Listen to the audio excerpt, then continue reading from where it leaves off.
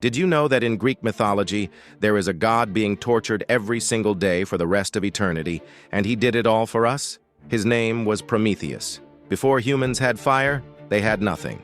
No warmth, no cooked food, no way to forge tools or survive the dark.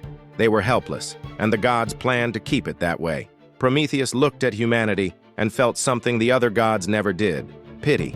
So he climbed to the sun itself, lit a torch from its flames, and carried fire down to the human world. Zeus was furious, not just angry, personally offended, because Prometheus had outmaneuvered him, and Zeus could not let that go. The punishment he designed was meant to last forever. Prometheus was chained to a mountain in the Caucasus. Every morning, an eagle descended and tore out his liver. Every night, the liver grew back. And every morning, it started again. He knew this was coming before he ever stole the flame. He did it anyway,